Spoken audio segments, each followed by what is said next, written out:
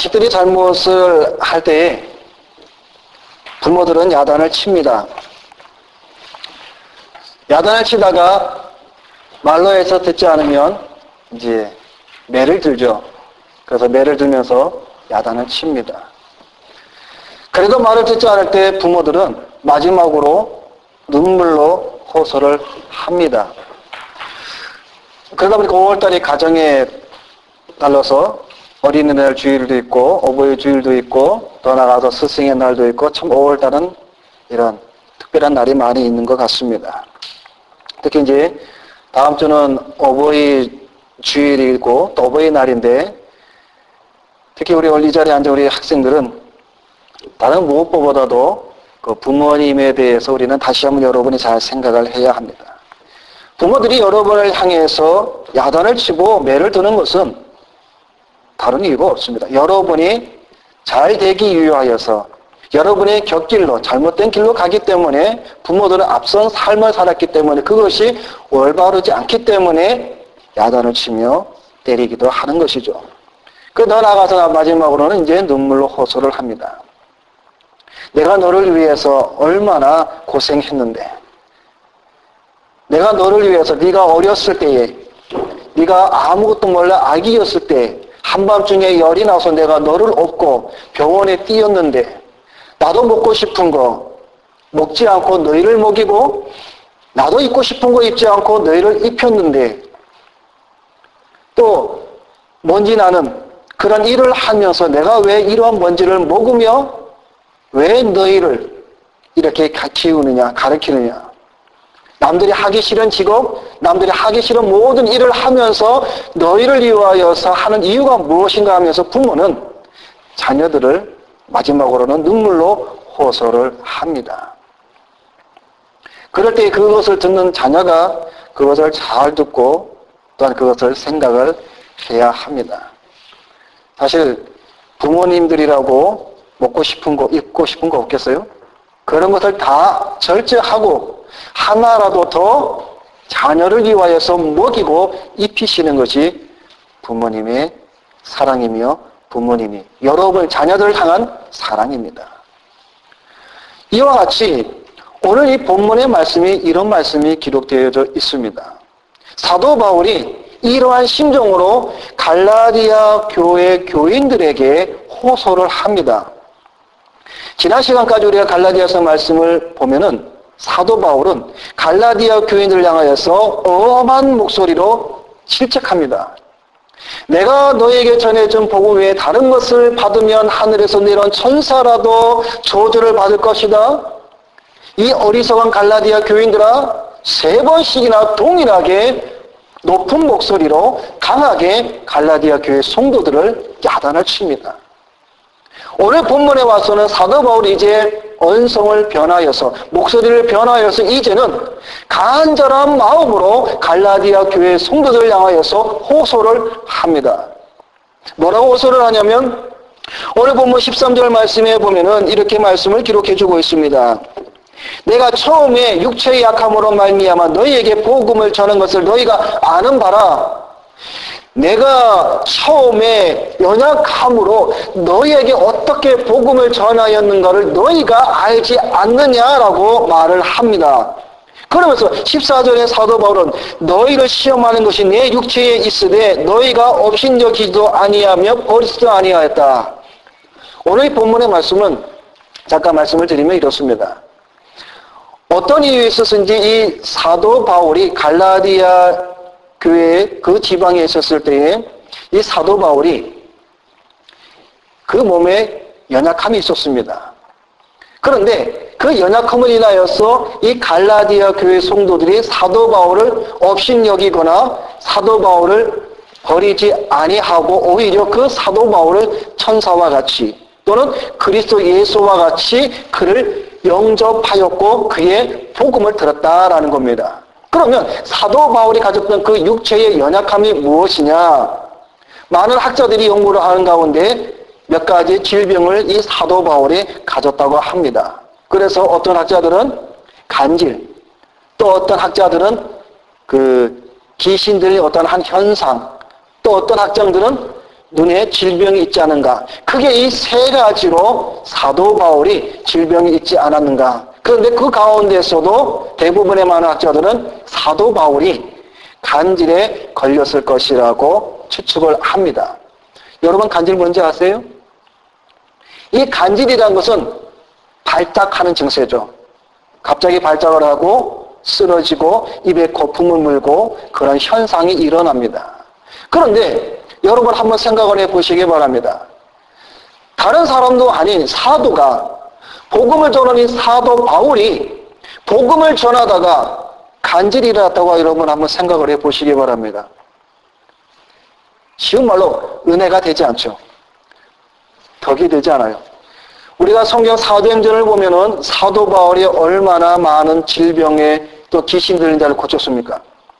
안진뱅이, 기모거리, 소경, 죽은 자, 이 사도 바울이 다 주 예수 이름으로 병자를 고쳤습니다. 그런데 진짜 자신이 가지고 있는 질병에 대해서는 고치지를 못했다라는 거예요. 그러면 사람들은 많이 의구심을 가질 겁니다. 자기의 병도 고치지 못하면서 어떻게 다른 사람의 병을 고치고 자기 몸에 귀신들이 어떤 것이 있다 하더라도 그것을 고치지 못하면서 어때? 다른 사람들에게 들린 귀신을 고쳐내느냐라고 업신여길 수도 있고 사도 바울이 전한 복음은 저건 엉터리다 받아들이지 않고 버릴 수도 있습니다. 그럼에도 불구하고 오늘 14절 말씀에 보면 갈라디아 교회 성도는 그러지 아니하고 사도 바울을 업신여기거나 그를 버리지 아니하고 그를 천사와 같이 그리스도 예수와 같이 그를 영접하였다라고 말씀을 해주고 있습니다. 그것을 이 사도 바울이 그런 과거를 회상을 하면서 이 갈라디아 교회 성도들에게 호소를 하는 겁니다.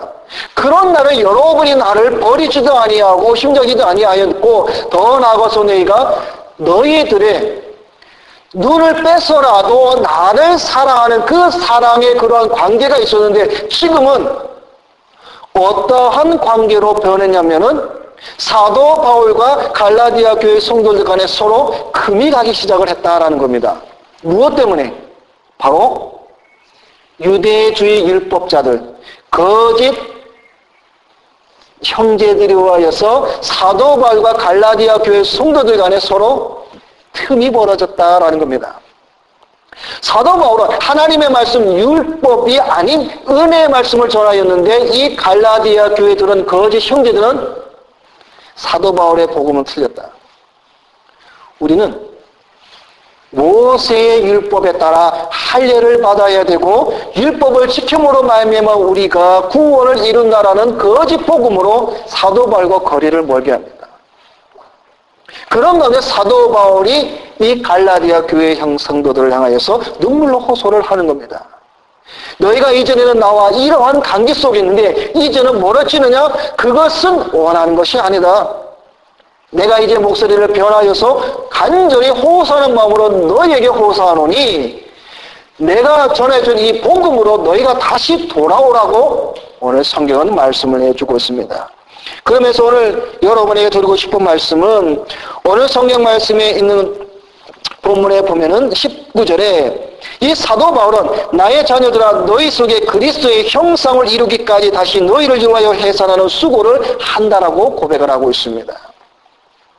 오늘 여러분에게 전해지고 싶은 말씀은 바로 그리스도의 형상을 이루기까지라는 것입니다. 그리스도의 형상, 여러분 속에 그리스도의 형상이 이루어지어야 된다는 것입니다. 그럼 그리스도의 형상이 무엇인가 하는 것입니다. 참된 신앙의 모습은 그리스도를 닮은 모습입니다. 그리스도의 형상으로 우리의 신앙이 변하여 새로운 피조물로 주님의 형상으로 나타나야 합니다. 어느 누군가가 그런 말을 했죠. 40세가 되면 책임을 져야 되는데 무엇에 책임을 져야 하냐면 자기의 얼굴에 대해서 책임을 지어야 된다 합니다. 그러니까 40세가 되면 사람들은 자기 얼굴에 책임을 져야 된다는 겁니다. 무슨 말인고 하면 뭐 좋은 화장품을 발라서 이쁘게 꾸며서 얼굴을 좋게 보이는 것이 아니라 40세가 되면 사람의 얼굴을 딱 보면 그 얼굴에서 그 사람의 모든 것이 풍겨 나온다라는 겁니다. 그래서 사람들 얼굴을 볼 때, 저 사람은 그동안에 어떠한 삶을 살아왔는가? 저 사람은 어떠한 성격, 그런 것이 얼굴에 다 나타난다고 합니다. 40세가 되면. 그렇기 때문에 40세가 되면 사람의 얼굴에 책임을 져야 됩니다. 그래서 저도 이 말씀을 보면서 40세, 나는 이제 40세 이제 후반을 향해서 달려가는데 거울을 한번 쫙 봤어요. 근데 왜 이렇게 번쩍 뛰는지. 그래서 사람이 볼 때에 참 번쩍해서 눈이 부시긴 부시겠구나. 한편으로 생각을 합니다. 상대방이 다른 사람들이 저에 대해서 모르는 사람들이 저를 봤을 때 여기 앉은 여러분들도 여러분을 전혀 모르는 사람들이 여러분을 처음 봤을 때 여러분의 얼굴을 보고 어떠한 이미지를 가질까? 제가 이걸 생각하면서 우리 지난주에 우리 권사 인주식 할 때에 한 가지 스쳐가는 생각이 나더라고요. 뭐냐면은 우리 김창호 집사님 생각이 탁 지나갔어요. 우리 김창호 집사님이 그날 멋있게 양머리가 탁 오니까 목사님들이 대부분이 아이고 장로님이십니까? 라고 이야기를 하시는 거 보고 우리 집사님은 이미지가 장로님 이미지.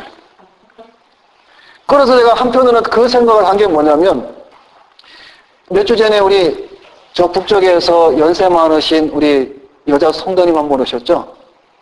그런데 한참 얘기하다가 우리 김 집사님이 목사님인 줄 알고 제가 교회 집사님인 줄 알고 아이고 목사님이셨어요 하는 걸 제가 듣고 참 나는 아직 젊긴 젊은가 보다 아직 집사로밖에 보이지 않나 라는 생각을 한번 해보기도 했어요. 자, 그래서 이미지가 참으로 중요한 거라고 생각을 합니다. 그래서 여러분 미국의 링컨 대통령이 왜 턱수염을 길렀냐면은 링컨 대통령이 얼굴이 험악하답니다. 약간 좀 광대뼈가 나오고 얼굴이 험해서 자기 얼굴에 책임을 지기 위해서 그래서 턱수염을 길렀다 하는 이야기도 있습니다. 어쨌든 간에 사람들은 자기의 모습을 통하여서 이미지가 나옵니다. 그래서 이 사도 바울은 오늘 우리에게 뭘 말씀을 해주고 있냐면 너희가 하나님의 자녀이면 그리스도의 형상에까지 자라서 그리스도의 장성한 분량에까지 자라서 그리스도의 모습의 형상이 여러분의 삶 가운데 나타나야 한다는 사실입니다. 형상이. 그래서 그럼 그리스도의 형상이 과연 무엇이냐 하는 겁니다. 빌립보서 2장에 보면은 사도 바울이 이렇게 말씀을 해주고 있습니다. 너희 안에 이 마음을 품으라. 곧 그리스도 예수의 마음이니 그는 근본 하나님의 본체시나 하나님과 동등됨을 취할 것으로 여기지 아니하시고 오히려 자기를 비워 종의 형체를 가져 사람들과 같이 되었고 사람의 모양으로 나타나셨으며 자기를 낮추시고 죽기까지 복종하셨으니 곧 십자가에 죽으심이라.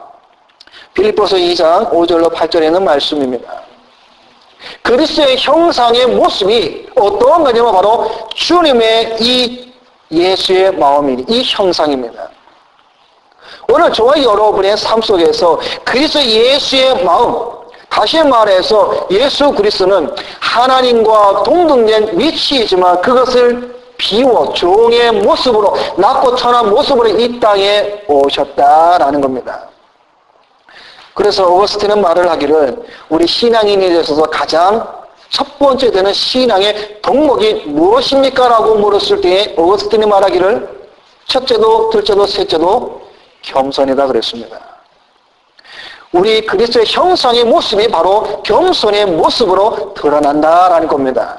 이건 뭘 말하냐면 내가 낮아져야지 내가 겸손하게 보여야지 해서 나타나는 것이 아니라 그 심령 속에 그리스도의 형상 예수의 마음이 들어있을 때에는 자동적으로 그런 모습의 겸손의 모습으로 나올 수밖에 없다라는 겁니다. 우리 학생들은 구분을 잘 할지 모르겠지만 보리와 겨자 이 보리는 이삭이 자랄 때에 잘 익은 보리싹은 어떻게 된다고 그랬죠? 고기를 숙이게 되어 있습니다. 왜? 그 열매가 주렁 맺혔기 때문에 그 보리는 이렇게 해서 이렇게 숙여져 있어요. 그러나 그렇지 못한 것들은 다 꼿꼿이 서 있습니다. 우리 신앙생활 안에서 교회 안에서 보면은 참된 겸손한 자들은 그 머리가 숙여져 있어요. 근데 그것이 자기의 자존심을 버리고 낮아지는 것이 아니라 신앙 안에서 그리스도의 모습으로 나타나 있다라는 겁니다. 그래서 사도 바로 빌립보서 2장이 이 말씀을 통하여서 주님을 예로 들고 말씀해 주고 있다는 겁니다. 하나님과 본체시나 하나님과 동등됐지만 예수 그리스도는 죽기까지 자기를 비워 낮아졌다라고 말씀을 해주고 있습니다. 근데 이 낮아지는 것이 얼마나 힘든지 모릅니다. 그래서 대부분의 많은 사람들은 뭐라고 말하냐면은 다 과거를 얘기합니다. 이전에는 내가 어떤 사람인데, 세상 사람들이 주로 쓰는 말이 내가 누군데 라는 말을 많이 합니다. 내가 누군데 당신이 나한테 이럴 수 있어? 내가 누군데 나한테 이럴 수가 있느냐라고 합니다. 그 말은 과거에는 내가 잘 나가고 좋은 집에 살고 좋은 곳을 먹고 좋은 차를 타고 다니고 좋은 위치에 있었던 그런 것이 아직도 그 사람을 사로잡아 신앙의 겸손의 모습으로는 들어갈 수가 없는 그러한 사람들이 아직도 많이 있다는 겁니다. 그렇기 때문에 그것을 놓지 못하기 때문에 그들은 신앙의 삶을 하면서도 늘 갈등 속에 살아갈 수밖에 없다라는 겁니다. 그러나 그의 형상의 모습을 가진 자는 첫째는 바로 이런 겸손의 모습으로 나타날 수밖에 없습니다. 자기를 비웁니다. 자기를 비우고 오늘 성경에 있는 이 빌립보서에 있는 말씀처럼 죽기까지 복종하신 그러한 모습으로 우리의 신앙의 삶이 드러날 수밖에 없다라는 겁니다. 근데 그렇지 못한 사람들은 대부분이 그 마음의 교만으로 인하여서 그리스도의 형상이 아닌 세상의 형상의 모습으로 나타나 많은 사람들에게 은혜와 덕을 끼치는 것이 아니라 가시와 아픔을 줄 수밖에 없다라는 겁니다. 두 번째로는 그리스도의 형상의 모습이 우리에게 들을 때는 어린아이의 신앙을 버려야 됩니다. 그래서 세사 베드로는 뭐라고 말씀해 주고 있냐면 어린아이의 신앙은 우유, 젖만 먹는다 그럽니다. 그러나 장성한 신앙은 딱딱한 음식을 먹는다라고 말씀을 해주고 있습니다. 우리가 그리스도의 형상으로 점점 닮아갈 때에 어린아이의 신앙을 버려야 돼요. 우리 지난번에 권사인주식 때 우리 목사님이 서두에 이런 말씀을 전했죠. 교인들이 몇 가지 형으로 나눠진다고. 럭비볼형, 풍성형, 도닥거려야 줘야 되고, 지켜줘야 되고, 어떤 그런 많은 불의의 사람들이 있는데, 어린아이의 신앙은 늘 우유와 젖만 먹습니다. 신앙생활을, 교회생활을 10년, 20년, 30년을 해도 교회에서 목사님이, 장로님이, 권사님이, 집사님이 아이고 우리 오셨네요. 어서 오세요. 늘 지켜들고 받아들고 어린아이와 같이 젖과 우유밖에 먹을 수밖에 없는 사람들이 있다는 겁니다. 그런 미숙한 신앙에서 벗어나서 딱딱한 음식을 먹는 자리에까지 나가야 그리스도의 형상의 모습으로 장성한 분량에까지 자랄 수밖에 없습니다. 그러면 딱딱한 식물이 뭐냐? 딱딱한 식물이라는 것은 바로 교회에서 임원들이나 직분자들이나 목사님이나 이런 장로님이나 권사님들이, 집사님들이 때때로 징계할 때에도 그것을 달게 받아먹는 자가 장성한 신앙, 딱딱한 식물을 먹는 잘한 성도라는 겁니다. 그런데 징계를 하지 못하고 징계를 하면 시험에 들어서 교회를 안 나오고 교회를 떠나고 이런 자들이 많이 있다는 겁니다. 그것은 아직까지 어린아이의 신앙에 머물러 있을 수밖에 없는 그러한 모습이라는 것이죠.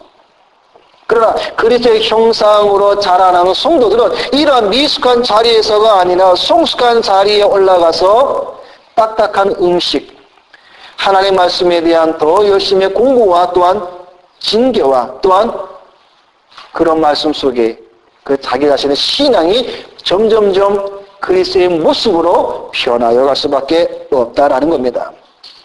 마지막으로는 세 번째로는 그리스도의 형상에 나아가 온전한 사람은 은혜 안에서 자유를 누린다라는 사실입니다.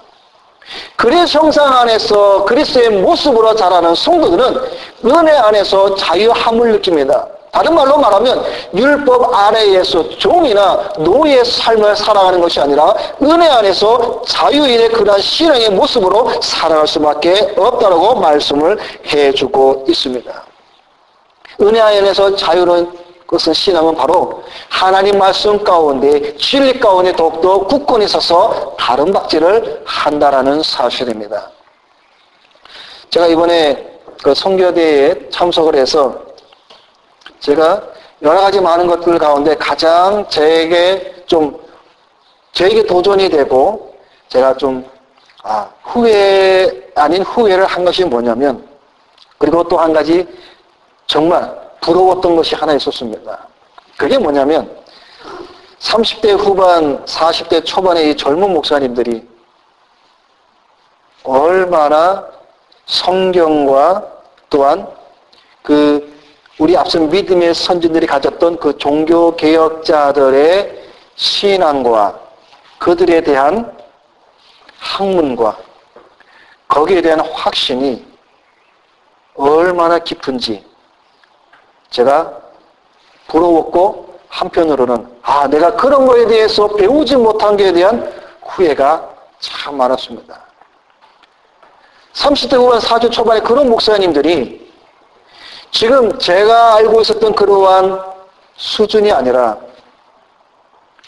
정말로 넓고 깊은 그러한 참된 우리 기독교의 개혁자들의 그런 신앙의 바다에서 거닐면서 헤엄을 치면서 서로 대화를 하고 서로 나누고 연구하고 그런 모습 속에서 참으로 저것이 그리스도의 형상의 모습으로 장성한 분량에 있어서 목회자들이 저러한 모습 가운데 공부를 하고 배우고 열심히구나.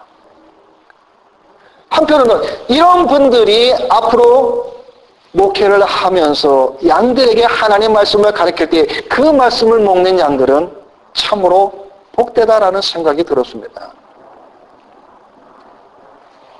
종교개혁자들의 신앙이 그들은 하나라도 흐트리지 아니하고 자기 자신의 신앙의 유선인 줄 알고 그것을 굳게 붙들고 얼마나 성경으로 연구하며 또한 연구할 뿐만 아니라 그대로 살아가는 그 모습이 너무나 부러웠습니다. 그런 모습이 오늘 우리 교회에서도 저뿐만 아니라 여러 번 가운데서 우리는 그러한 삶이 우리에게 드러나 보여야 한다는 사실입니다. 어떤 목사님이 그런 강의를 했습니다. 그런 사람 말이, 당신은 목회를 안 해봐서 그러한 성경의 가르침이 현실하고는 다르다라는 인식도 손가락질도 받는다라는 겁니다. 우리가 성경적으로 우리가 하나님 말씀으로 살아가고 그것을 나타낼 때에 현실적으로는 맞지 않는다라는 겁니다. 현실적으로는. 왜? 현실과 신앙은 서로 같을 수가 없기 때문에라고 말을 합니다.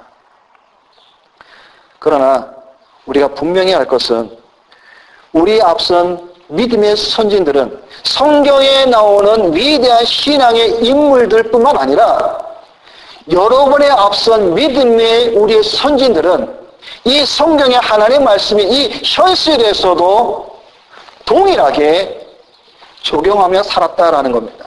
무엇 때문에? 믿음으로 인하여서. 왜? 그 믿음에 대해서 자기 자신은 버림받을 수밖에 없는 자기 자신이 하나님의 가운데 부름을 받아 택자로서 하나님께 받은 바 그 은혜가 너무나 큼으로 말미암아 하나님 앞에 온전히 설 수밖에 없는 그런 신앙의 모습으로 나갈 수밖에 없었다라는 것입니다.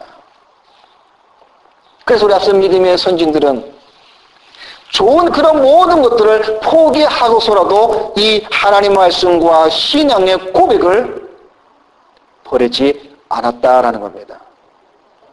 언젠가도 제가 여러분에게 말씀을 드렸죠. 우리가 영국에 사니까 우리 영국의 종교개혁 후에 핍박이 있었을 때에 20대의 무명의 목회자가 나무 위에서 처형을 당할 때에 그 처형을 시키는 그 담당자가 당신 지금 두렵지 않느냐? 지금이라도 네가 가진 믿음을 포기하면 죽지 않을 것이라고 했었을 때에 그 20대의 무명의 목회자가 그 처형대 위에서 뭐라고 말을 하냐면 나는 지금 내가 서 있는 이 처형대 이 나무 위가 나는 두려운 것이 아니라 나는 지금까지 하나님의 말씀을 들고 섰던 이 강단이 제일 무섭고 두려운 마음으로 섰다라고 고백을 했다라는 겁니다. 그 20대의 무명의 목회자는 지금 자기가 죽음의 발 앞에 서 있음에도 불구하고 그 자리는 두렵지 않다라는 겁니다. 내가 진정 두려웠던 자리는 하나님의 말씀을 들고 서 있었던 이 강대성, 이 자리가 제일 두려웠다라는 겁니다. 왜? 이 자리는 바로 하나님 앞에 서서 하나님 말씀을 전하는 자리이기 때문에 가장 늘 두려운 마음으로 서서 하나님 말씀을 전하였다라는 겁니다. 그런데 지금 내 목숨이 없어지는 그 처형대 위에서는 전혀 두렵지 않았다라는 겁니다. 우리의 신앙이 바로 이러한 동일한 본질상의 같은 라인에 서 있다라는 겁니다. 우리 생활 속에서 적용해 본다면 다윗이 그런 고백을 했잖아요.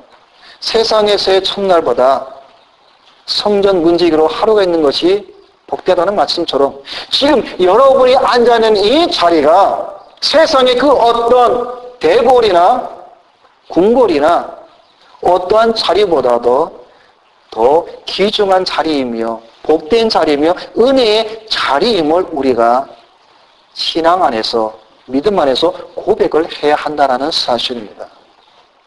이것이 바로 참된 우리 신앙생활에서의 신앙이라는 것입니다. 말씀을 맺겠습니다.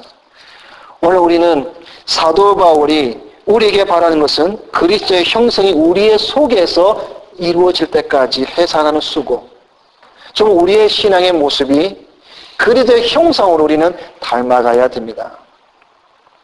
왜? 우리의 아버지는 주님이시기 때문에. 근데 여러분 우리가 그렇지 않습니까?